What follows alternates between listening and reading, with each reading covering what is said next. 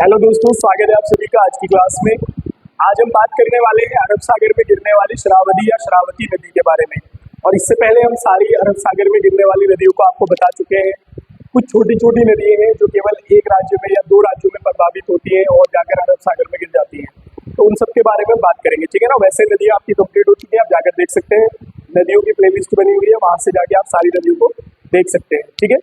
तो आज हम बात करने वाले हैं शरावती नदी या फिर शरावती नदी के बारे में। पहली बात ये समझना है यहाँ से कि ये नदी निकलती कहाँ से है और कहाँ से निकलकर कहाँ जाती है।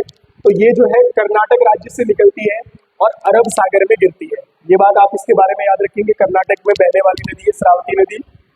दूसरी बात यहाँ से याद रखनी है आपने कि उत्तर पश्चिम की ओर प्रभावित होती है।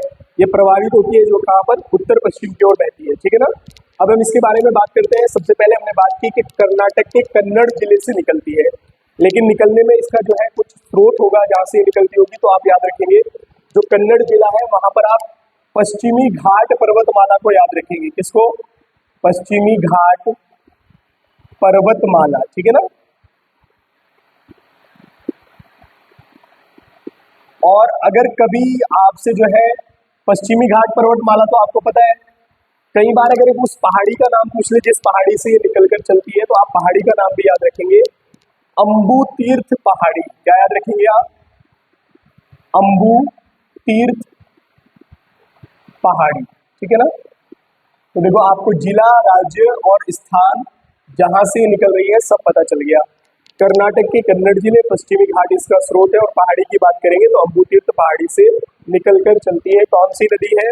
तो याद रखेंगे आप यहाँ से, ये नदी है शरावती नदी, ठीक है ना। अब देखो जब ये निकलकर चलती है तो निकलकर ये सीधा जो है गिरती है कहाँ पर, तो आप याद रखेंगे ये अरब सागर में गिरती है। कहाँ पर गिरती है? अरब सागर में, ठीक है ना। यानी कि जो इसका मुहाना है वो क्या है? अरब सागर है, ठीक है। एक बात आप यहाँ से ये याद रखेंगे, कई बार कि निकलने का क्रम और केवल गिरने का क्रम इसका पूछा जाता है, लेकिन सबसे महत्वपूर्ण बात यह है कि इस नदी पर एक जलप्रपात है जिसको पूछा जाता है उसके नाम विशेष से, और इस नदी पर होने से या राज्य से भी आपको वो जलप्रपात पूछा जाता है, ठीक है। तो आप यहाँ से याद रखेंगे इस नदी पर जो है शरावती नदी पर एक जलप्रपात है जिसको कहते हैं जोग, ठीक है। या आप ऑब्लिक करके याद रखेंगे गरसोपा। क्या याद रखेंगे आप? गरसोपा, ठीक है, प्रपात।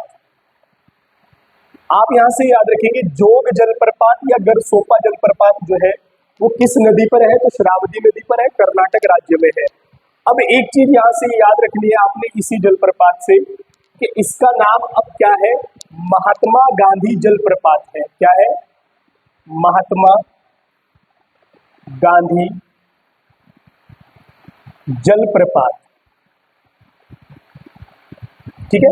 अब देखो आप यहां से याद रखेंगे अगर बात आएगी जोग जलप्रपात तो भी कर्नाटक शरावती नदी, गरसोपा जलप्रपात तो भी कर्नाटक, और महात्मा गांधी जलप्रपात पूछे तो भी कर्नाटक शरावती नदी।